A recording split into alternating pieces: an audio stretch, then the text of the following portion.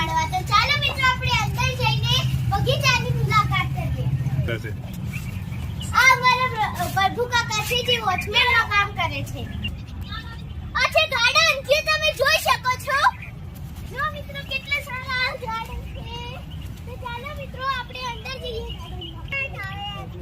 Cutting કરેલા ઝાડ છોડ નાના નાના કેવા સરસ વાયેલા છે તમે જોઈ શકો છો મિત્રો.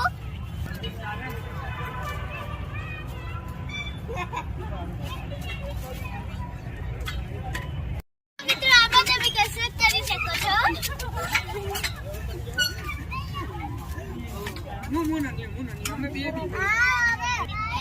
આ બધા નાના બાળકો માટે હિંચકા લપસણી ઘણું બધું છે જે હું તમને ખુદ કરીને બતાવીશ.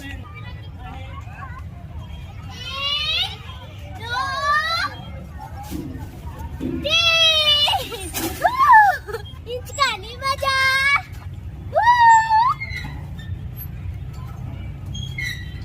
એવી કસરત કરવાનું છે રોજ સવારે 6 વાગ્યાથી લઈને સવારે 7 વાગ્યા સુધી અહીંયા પરસેવો પાડવાનો છે. પછી ઘરે જઈને થોડી વાર ફરવાનું, પછી નાસ્તો કરીને ફ્રેશ થઈને સ્કૂલ જવા માટે તૈયાર થઈ જવાનું.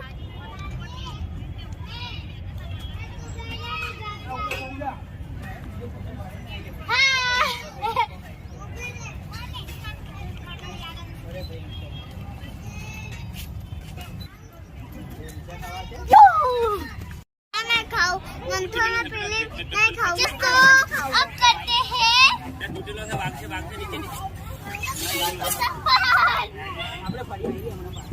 આ કસરત કરવાથી હાથ પગના સ્નાયુઓ મજબૂત થાય છે. આ છે મારી બાકી ફ્રેન્ડ.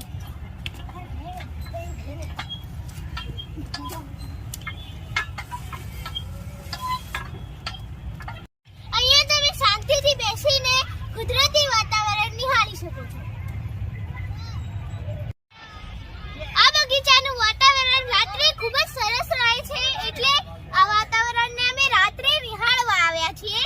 તમે જોઈ શકો છો મિત્રો બગીચાની લાઇટિંગ, નાના નાના છોડ ખૂબ વાયેલા છે અને અહીંયા તમે રાત્રે વોકિંગ કરવા પણ આવી શકો છો.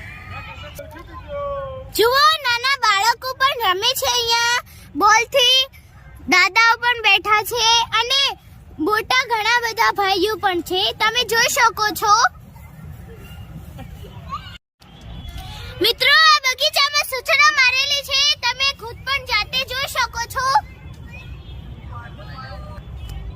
કોઈ પણ જગ્યાએ આપણે ફરવા જઈએ તો આપણી શિસ્તમાં રહેવું એ સારી બાબત છે. સ્વચ્છતા જાળવવી એ આપણે સૌની ફરજમાં આવે છે.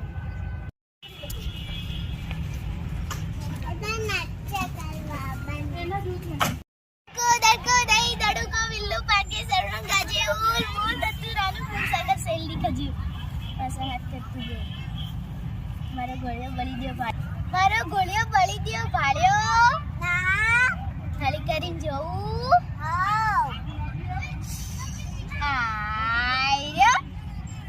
એક મમ્મીની ગાય, એક પપ્પાની ગાય, એક મિજાનની ગાય, એક મારી ગાય ના ગોળિયો